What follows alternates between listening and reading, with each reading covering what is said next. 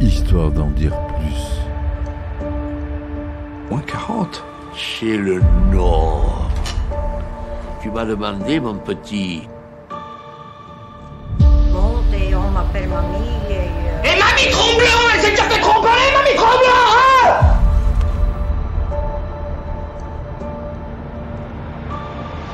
Mais il connaît pas Raoul, ce mec. Et puis en plus, je sens que ce soir, je vais conclure. Tu m'aides pas là? Non, pas là, non. Bonjour, bienvenue sur Histoire d'en dire plus cinéma. Aujourd'hui, on parle d'un gros succès commercial des années 2000, réalisé par Ridley Scott, avec Russell Crowe, entre autres, et Joaquin Phoenix. Je veux bien sûr parler de Gladiator. Allez, c'est parti, mon qui, on y va. Alors, Gladiator, ou Gladiateur au Québec, ça peut plus s'empêcher de traduire. Pourtant, ils prononcent très bien l'anglais, les Québécois. Quand ils parlent anglais, ils parlent très bien. Est un film américano-britannique réalisé par Ridley Scott et sorti en 2000. Gladiator revisite le genre du péplum, dont les derniers films majeurs dataient des années 60. Le film ne se fonde pas sur des événements réels, mais reprend le nom et certains traits de personnalité de l'empereur Marc Aurèle et de ses enfants Commode et Lucilia. L'intrigue raconte ainsi la chute du général romain Maximus Decimus, interprété par Russell Crowe, destiné à devenir le successeur de Marc Aurèle, joué par Richard Harris, avant que l'empereur ne soit assassiné et le général brutalement trahi et laissé pour mort par l'ambitieux et maléfique Commode, qui est joué par Joaquin Phoenix, qui en profite pour revêtir la pourpre impériale. Maximus, dont la famille a été massacrée, va devenir un esclave gladiateur, conquérir le cœur du peuple romain par ses talents de combattant dans l'arène du Colisée et finalement affronter Commode dans un ultime combat. Connie Nielsen, Ralph Moyer, Jim Onunsu et Derek Jacobi font également partie de la distribution. Outre le fait qu'il fut un succès commercial, avec des recettes dépassant les 450 millions de dollars américains pour un budget de 103, le film a remporté de nombreux prix, en particulier 5 Oscars, récoltés lors de la cérémonie de 2001, meilleur film, meilleur acteur pour Russell Crowe, entre autres, et d'autres que je vous dirai par la suite. Plus de 2 décennies après, la sortie d'une suite est prévue pour l'année 2024, mais on n'en entend plus parler. J'ai lu un article comme quoi ils avaient annoncé un 2, et puis pour l'instant, rien. Donc, c'est un film qui dure 155 minutes et 171 pour la version longue. C'est dense, il y a beaucoup à raconter. On va raconter le synopsis. Donc, sur le front du Limes, du Danube, en 180, Maximus Decimus Meridius, général romain ibérique renommé, mène une nouvelle fois les légions de l'empereur Marc Aurèle à la victoire en ce jour de bataille en Germanie contre les Marcomanns. L'empereur, sentant sa fin proche, annonce le soir même en privé à Maximus qu'il souhaite lui laisser le pouvoir à sa mort, pour qu'il puisse le transmettre au Sénat et que Rome devienne à nouveau une république. Marc Aurèle préfère le général à son propre fils, Commode, qui est joué par Joaquin Phoenix, qu'il sait ambitieux et immoral, et sans réelle compassion pour la plèbe. Lorsque le vieil empereur annonce la nouvelle à son fils, Commode, jaloux de l'amour que son père porte à Maximus, l'étouffe, devenant ainsi le nouvel empereur. Lorsque Commode demande à Maximus de s'engager à le servir, on dit Maximus, normalement, pas Mus. C'est pour ça que j'essaie de le dire bien. S'engage à le servir, ce dernier, se doutant du meurtre, lui oppose un refus. L'empereur ordonne alors à Quintus, compagnon d'armes de Maximus, son exécution, ainsi que celle de sa famille résidant en Hispanie romaine. Maximus réussit à désarmer ses gardiens et à fuir, blessé. Parvenu sur ses terres après plusieurs jours et affaibli, il découvre le corps de sa femme et de son fils de 8 ans, calciné et crucifié devant la maison familiale. S'étant évanoui après avoir enterré sa famille, Maximus est emmené par des marchands d'esclaves et il est soigné et conduit à Zoukaba, en Maurétanie césarienne, où il est vendu à un riche propriétaire et négociant local, un yanniste nommé Proximo. La nouvelle vie de Maximus consiste à combattre dans l'arène en tant que gladiateur, aux côtés de Juba, qui devient son ami, et d'autres gladiateurs comme l'entraîneur Hagen. Il trouve un début d'exutoire à sa brutale destitution et à la perte de tout ce qu'il comptait pour lui. Maximus est bientôt surnommé l'Espagnol par la foule assistant au combat. Cherchant l'opportunité de se trouver en présence du nouvel empereur, l'Espagnol obtient de Proximo de combattre dans le Colisée à Rome.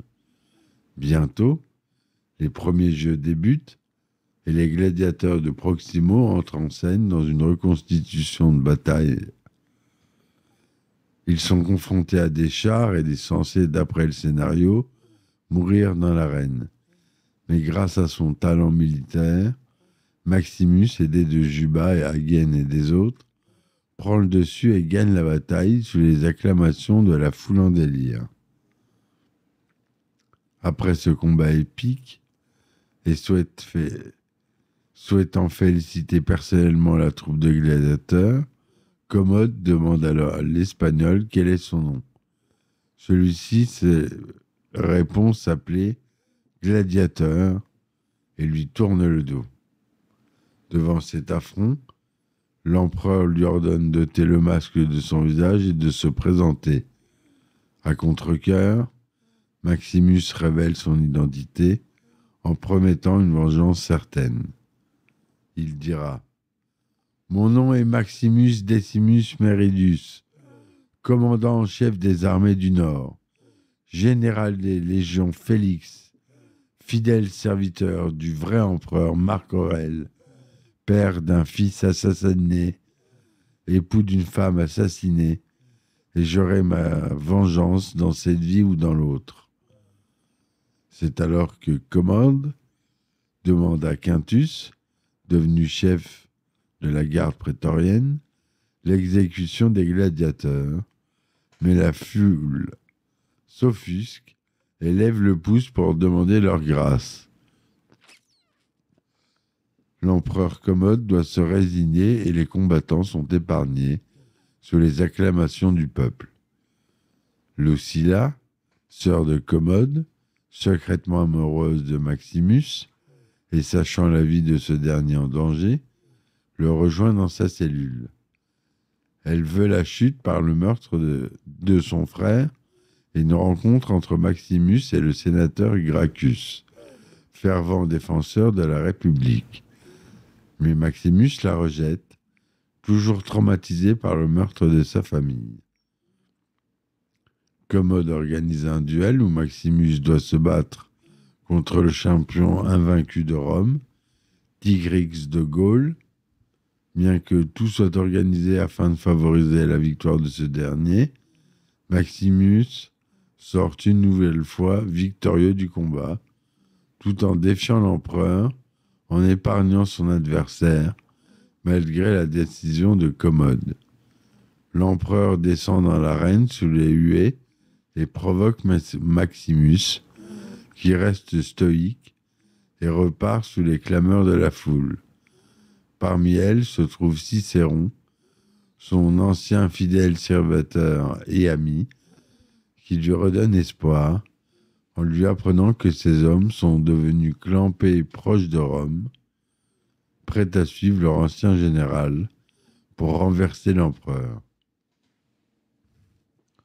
Avec l'aide de Lucia, Maximus accepte finalement de rencontrer le sénateur Gracchus. L'ancien soldat renversera l'empereur et laissera ensuite place au sénateur pour faire renaître la République. Mais Lucius, le jeune fils de Lucia, témoin d'une conversation entre sa mère et Gracchus, y fait involontairement allusion devant son oncle, qui décide alors de contrecarrer le projet de révolte. Avec l'aide de Falco, sénateur corrompu, l'empereur fait donner à la garde prétorienne qui emprisonne Gracchus, puis attaque le camp des gladiateurs. Plusieurs hommes sont tués, et même dont Hagen et Proximo,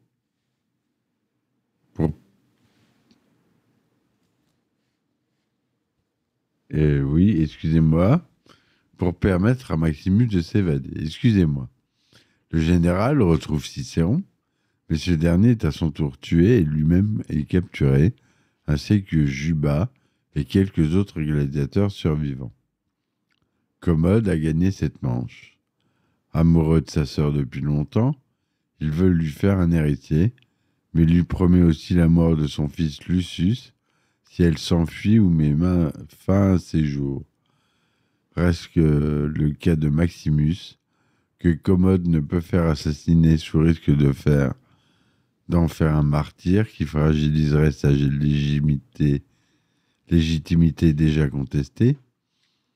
Il opte pour un combat singulier entre eux dans l'arène, mais blesse lâchement de sa dague l'ex-général alors enchaîné dans les souterrains du Colisée. Le combat débute dans un amphithéâtre bondé. Maximus, blessé, chancelle, mais résiste face à Commode qui finit désarmé.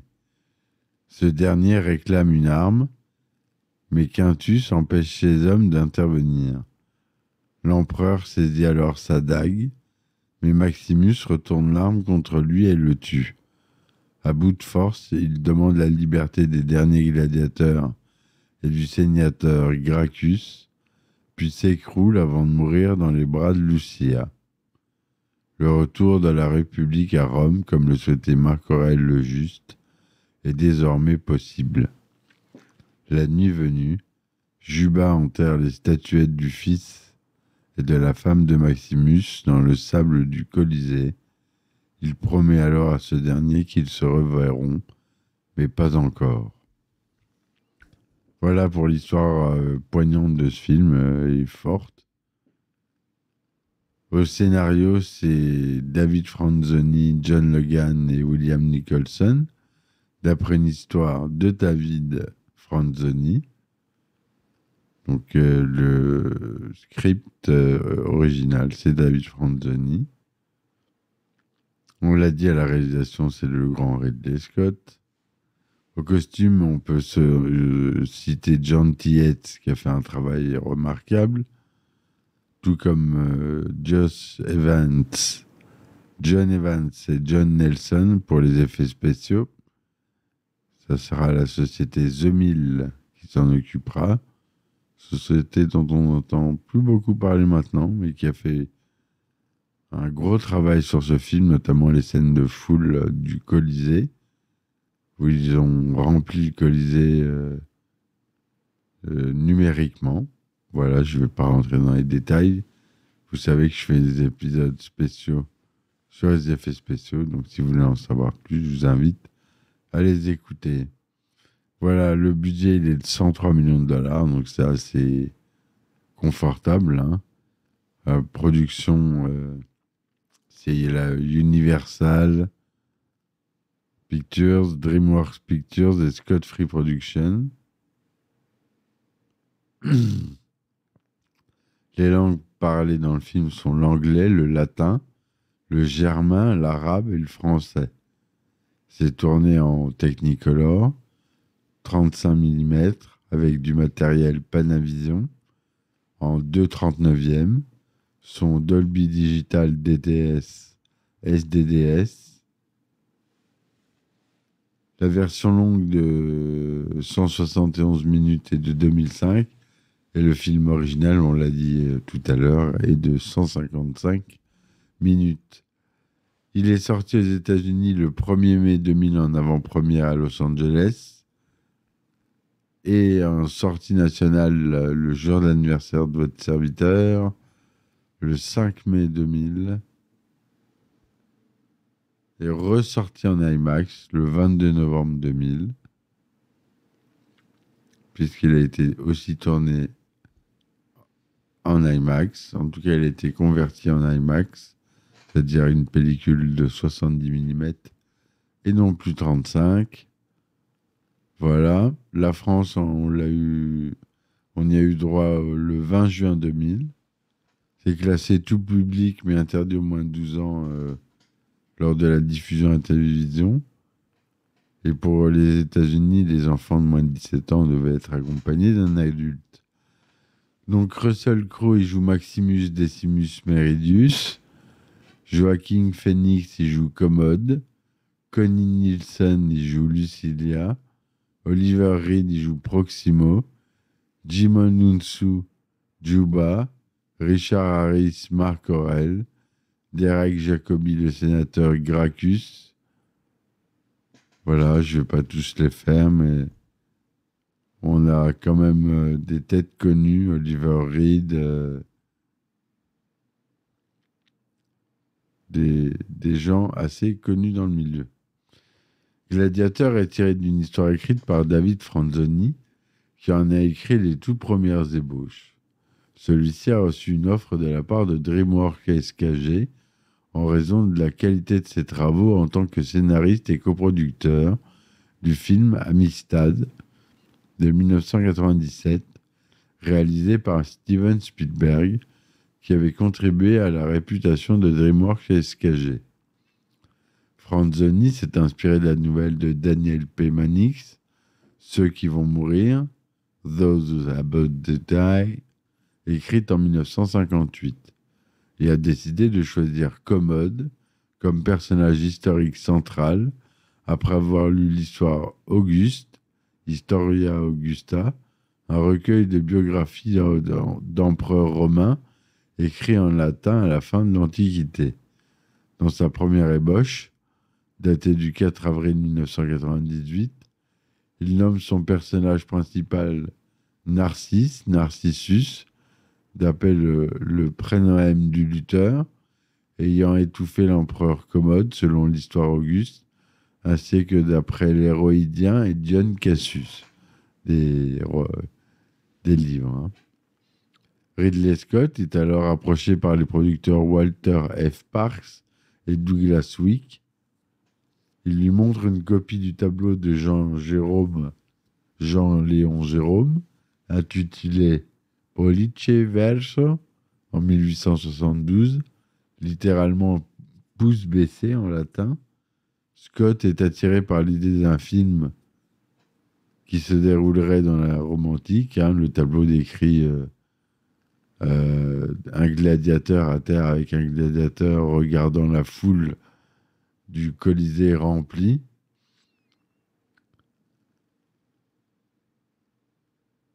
Toutefois, il estime que l'écriture de Franzoni manque de substance et engage John Logan pour réécrire le script à son goût.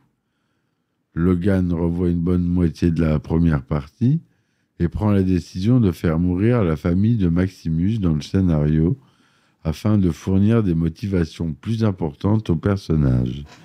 Cependant, 2 semaines avant le tournage, les interprètes se plaignent de problèmes avec le scénario. William Nicholson est alors dépêché au studio de Shepperton pour faire de Maximus un personnage plus sensible en réaménageant son amitié avec Juba et en développant le fil rouge de l'au-delà.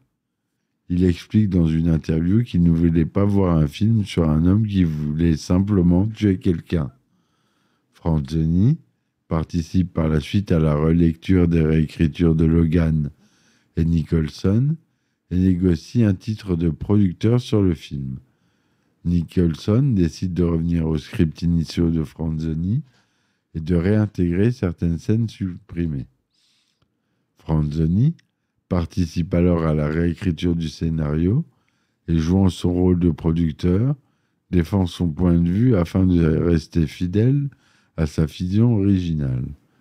Franzoni partagera plus tard l'Oscar du meilleur film avec les producteurs Douglas Wick et Branko Lustig.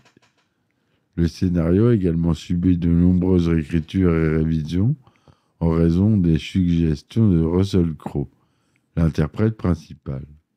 Celui-ci a en effet émis des réserves au cours des différentes évolutions du script. Il n'a pas hésité à quitter le plateau lorsqu'il n'obtenait pas des réponses à ses remarques. Selon un porte-parole de DreamWorks, Crowe a tenté de réécrire l'ensemble du script sur place. Vous pouvez appeler l'accroche de la bande-annonce « J'aurai ma vengeance dans cette vue dans l'autre ». Au début, il a catégoriquement refusé de la prononcer. Nicholson, le troisième et dernier scénariste, ajoute que l'acteur lui a dit « Les dialogues sont nuls, mais étant donné que je suis le meilleur acteur du monde, je peux les rendre bons. » Petite cheville, monsieur Russell Crowe. Pour la préparation du tournage, Scott a passé plusieurs mois à développer des storyboards pour créer la structure de l'intrigue.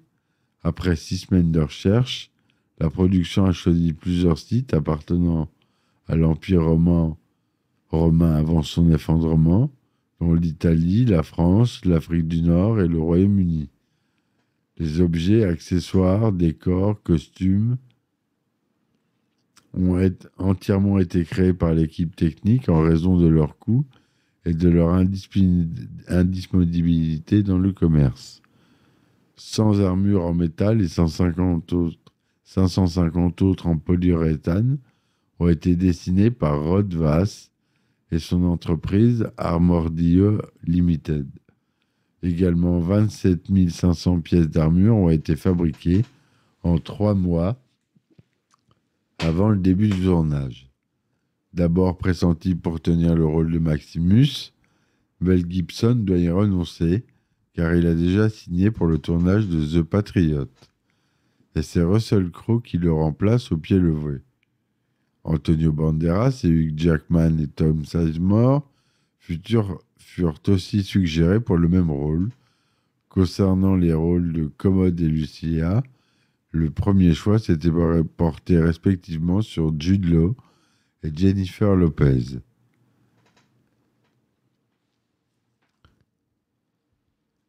La société The Mill crée une doublure numérique de l'acteur pour les autres scènes de son personnage, Proximo.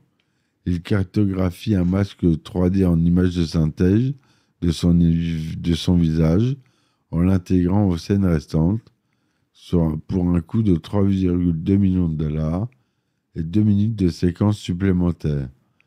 Le superviseur des effets visuels, John Nelson, explique la décision d'inclure des images retouchées.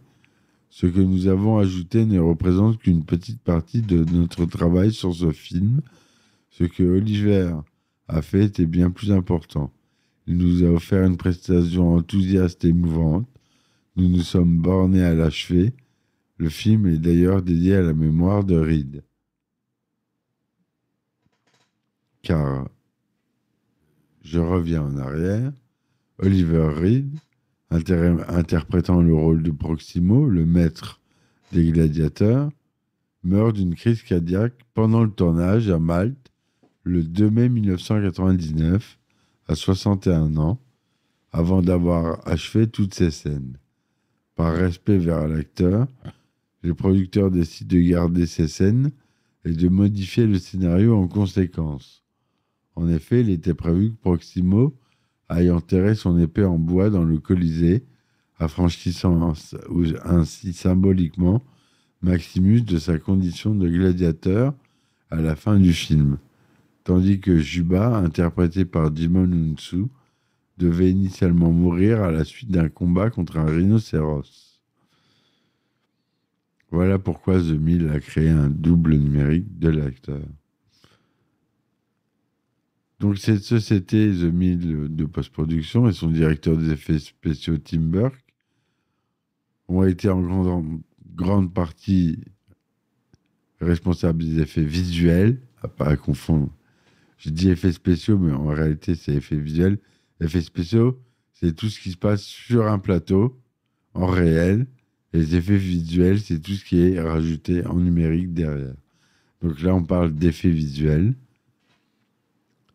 Après le tournage, l'entreprise a notamment chargé la réalisation des plans avec les tigres, tournés sur écran bleu, et celui de la trajectoire des salves de flèches enflammées lors de la scène d'ouverture pour contourner la réglementation de sécurité en vigueur sur le tournage. Ils ont également utilisé 2000 figurants pour créer par ordinateur une foule de 35 000 spectateurs virtuels qui réagissent de façon crédible aux scènes de combat dans l'arène. The Mill a pour cela filmé les interprètes sous des angles différents en fonction des diverses situations, grâce aux techniques de capture de mouvement, puis les a assemblés pour composer leurs mouvements en 3D. L'ensemble des effets visuels, plus de 90, représente approximativement 9 minutes du temps total du film de 155 minutes, on l'a dit, pour la version originale. La musique, on ne l'a pas dit au début, j'ai oublié de vous le dire, mais c'est ni plus ni moins que le grand Hans Zimmer qui l'a composé avec Lisa Gerrard. L'album est sorti en 2000. Une bande originale complètement inoubliable, un thème gladiateur qui a été repris dans de nombreuses bandes annonces par la suite. Cette musique est devenue très célèbre, la musique de Gladiator, un peu comme celle de Jurassic Park. Il y a eu des ressorties une fois en 2001, en 2003, en 2005. Bref, Gladiator reçoit un accueil plutôt positif, avec un score de 77% sur Rotten Tomatoes, et Metacritic lui donne 64% pour 37 avis. La bataille de Germanie en scène d'ouverture est citée par CNN comme étant l'une des scènes de bataille favorites, alors que le magazine Entertainment Weekly a nommé Maximus 6e de leurs 25 meilleurs héros dans les films d'action, et Gladiator respectivement 3e meilleur film de vengeance et 7e meilleur film d'action. Enfin, Russell Crowe a été nommé 50e héros du cinéma américain par l'American Film Institute. Cependant, le film a suscité des critiques négatives, telles que celle du renommé critique américain que je ne présente plus, M. Roger Ebert, du Chicago Sun-Times, qui a visiblement pas vraiment aimé. Je cite, « Le film apparaît boueux, flou, indistinct, et les personnages n'ont rien à lui envier. Ils sont amers, vengeurs et dépressifs. Gladiator utilise la morosité comme substitut à la personnalité et suppose que si les personnages sont suffisamment amers et déprimés, nous n'allons pas remarquer combien ils sont ennuyeux. » Roger Ebert, le 5 mai 2000, le jour de l'avant-première. Il n'a pas attendu longtemps pour faire sa chronique. Le jour de la première, il a écrit sa chronique. En France, le film a reçu des critiques globalement positives. Sur Allociné, il a quand même 4,4 étoiles sur 5. Donc ça vient des spectateurs. Et 4,3 sur 5 par la presse. Télérama a dit « Gladiator fait salade russe de l'histoire romaine, à la manière d'un péplum classique. Il mélange l'efficacité et rêverie, énergie et mélancolie, Soleil et nuit. Surtout, Ridley Scott s'intéresse à son gladiateur. Magnifique énigme, invincible et fantomatique. Le magazine Les Inrecuptibles publie quant à lui la critique suivante. Schizophrène, le film doit sa réussite à 2 facteurs non négligeables qui font paradoxalement défaut à la plupart des superpositions actuelles, une histoire taillée dans le marbre, malgré des incartades New Age et des interprètes convaincants. Métamorphosé, Russell Crowe apporte une incroyable épaisseur à son personnage.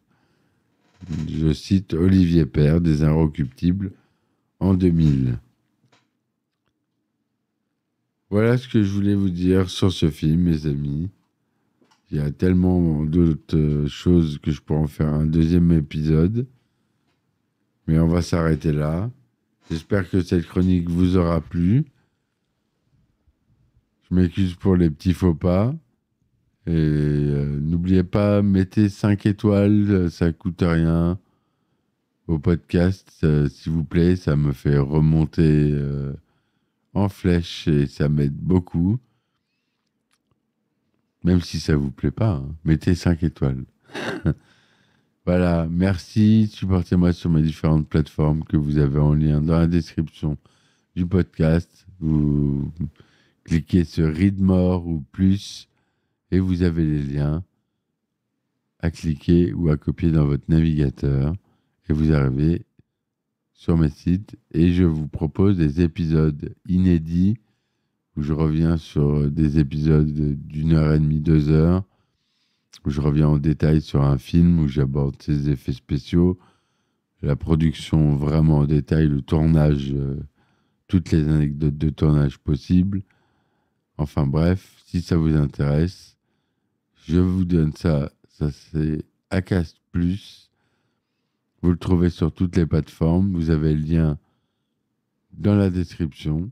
Je vous dis merci, à bientôt et ciao ciao. Histoire d'en dire plus. Moins 40. C'est le Nord.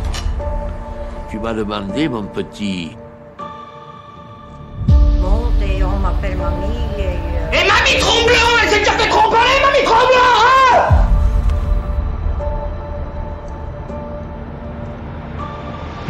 Mais il connaît pas Raoul, ce mec. Et puis en plus, je sens que ce soir, je vais conclure. Tu m'aides pas là? Non, voilà, non.